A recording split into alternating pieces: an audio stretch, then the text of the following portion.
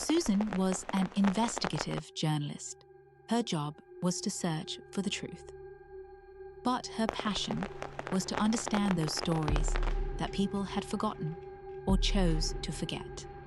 One day, she received an anonymous email in her inbox. The email contained a very old news clipping. That 1986 clipping had something very strange written in it.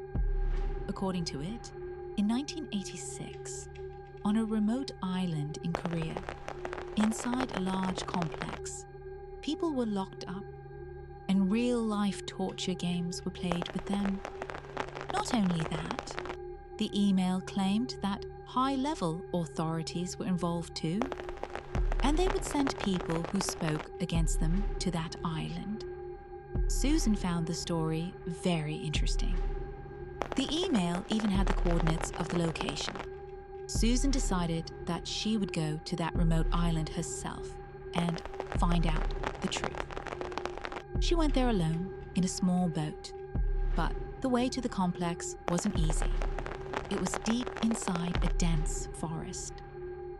As soon as she arrived on the island, her phone, which was 100% charged, suddenly stopped working.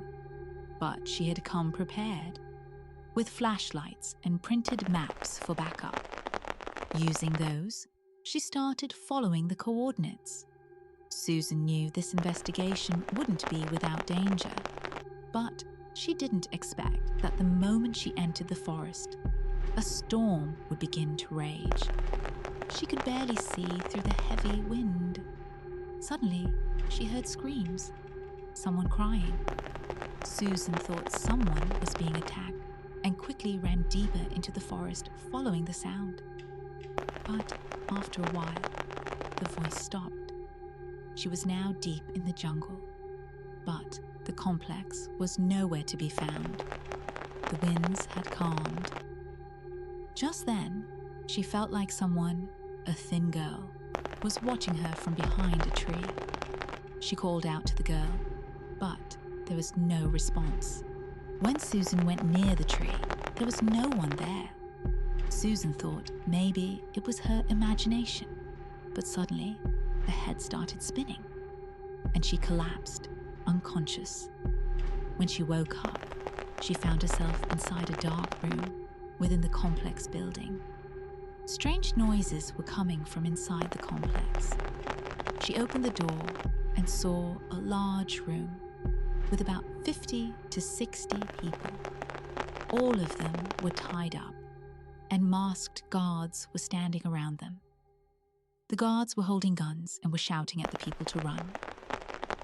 When Susan looked closely, they were playing a race, a lemon race. Each person had a spoon in their mouth, balancing a lemon on it. They had to run without dropping the lemon.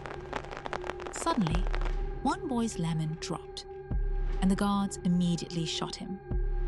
Seeing all this, Susan was terrified. Before her eyes, the guards began shooting more people like that. Susan now realized that the torture games were absolutely real, and perhaps she herself was now trapped in them. Then suddenly, among those people, she saw the same girl she had seen in the forest, running in the race. Suddenly, her lemon fell and rolled right up to Susan's feet. Before Susan could react, the guards shot the girl right in front of her. Her dead body fell right at Susan's feet. Seeing the girl's corpse up close, Susan's eyes filled with tears. But then, the girl's eyes opened and her face began to change. All the guards and players disappeared, and all those people who had been shot and had fallen opened their eyes. Slowly, they stood up. Their faces had turned dark, and their eyes white. The girl also stood up and started walking towards Susan. All of them began following Susan. They all looked terrifying. Seeing all this, Susan became extremely scared. She ran back to the dark room and shut the door. Something banged hard on the door. Susan began to feel that coming to the island was a big mistake. But After a few moments, the banging stopped. When Susan opened the door, there was no one there. The whole hall was filled with dust and cobwebs, and there were decades-old bloodstains. Susan now understood. Those people were the prisoners of that complex. Those terrifying beings she had seen were the souls of the tortured victims. Susan took pictures of the complex with her camera and somehow made it out. When she looked back at the complex one last time, she saw the same thin girl again, who immediately vanished into thin air. Somehow, Susan returned home that night. She began preparing a report against those games. But 3 questions still haunted her. Who had sent her that email? How did she end up inside the complex? And most importantly, who was that girl who kept appearing to her? Susan kept thinking about that girl day and night. One day, something clicked. She began looking through the letters her readers had sent over the years. She found a year-old letter from a boy who said his fiancée, Kim, had gone missing. He had filed several police reports, but she was nowhere to be found. The last time they were seen, they had gone to an island trip together. But she disappeared on that island and was never found again. He had asked Susan to help find her. When Susan looked through the letter again, she found a photo attached.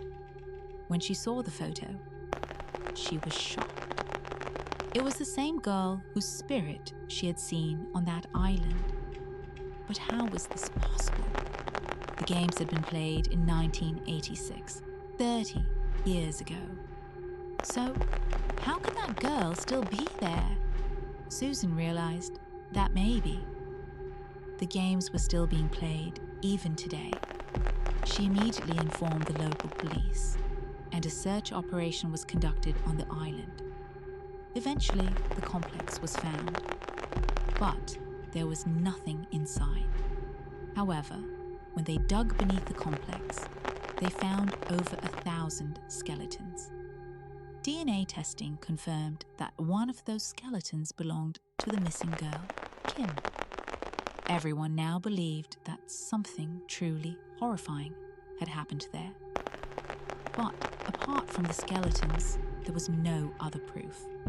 No culprits were ever caught, and the government decided to cover it up. Susan fought hard against it. She protested a lot, but it was all in vain. A few months later, Susan died in a car accident. Maybe those games are still being played today. What do you think? If you liked this video, don't forget to subscribe to our channel.